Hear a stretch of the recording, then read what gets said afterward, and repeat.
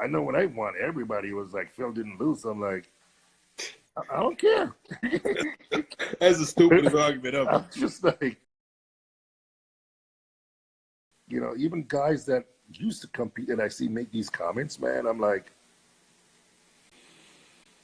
you know, I know you guys might be bitter because you never did it, but high five the guy that did it and wish them, like, go for another one. Like, I want to see more of us out there doing that.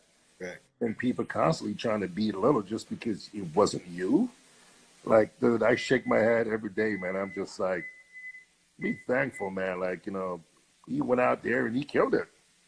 High five the dude. Like, you know, I know when I won, everybody was like, Phil didn't lose. I'm like, I don't care. That's the stupidest argument ever. I'm just like, were we at the same Olympia? Like, how can you make such an asinine comment? Like, Phil didn't lose. Like, listen, Phil is a great champion. He won it 7 times. Mad respect. But at the end of the day, you can't be mad at somebody else for winning. Right.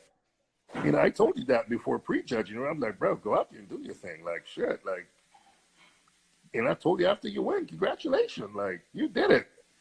And all these little guys are running around, like, running their mouths. And I'm just like, man, dude, we all made a lot of sacrifice. Right. We're not training to be number 2, number 3, number 4. We're training to be Mr. Olympia, the best of the best. So when somebody that you know won it, man, you should be the first one out there congratulating them, because if it was you, you'd want Brandon to come up and congratulate you. Right. You'd want Sean to come up and congratulate you. Not for you to sit backstage and pick the person apart and go on every radio show to make what? He didn't win? He has a Santa at home. Like, you know, what do you want him to do? Bring it back? You know, you want a rematch? Like, what do you want? Like, are you going to get on the stage and compete against him? But, you know, I just wish there were more people. I wish there were more people in our sport that, instead of feeling as if we have to fight for one slice of the pie, see that there's a whole pizza on the table.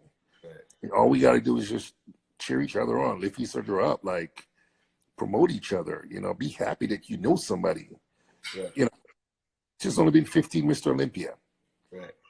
Think about all the guys that went up there and never even heard their name called to be in the top 10.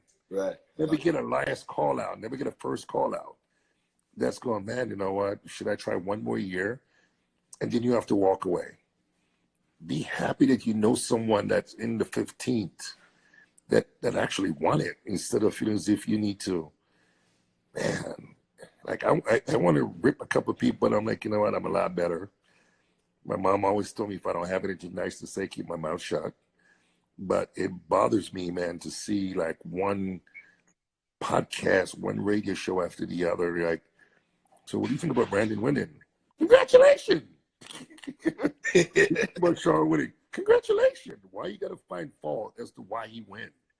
Like, when, you know, that's the only thing that bothers me. Even when, you know, when Phil did his thing and I won, I'm like, dude, I'll congratulate you every time you've ever won. I've never complained. I've never say anything bad. I said, congratulations. You were the better man that day, and I went on about my happy way. So why are you going to find fault? Whether you retire or you're competing, about why the next man won or why he shouldn't have won. You weren't on stage to compete against him. And if you wanted it that bad, you should have been out there. If you think you could beat him, you should be out there. Like, Brandon, I'm going to take this from you.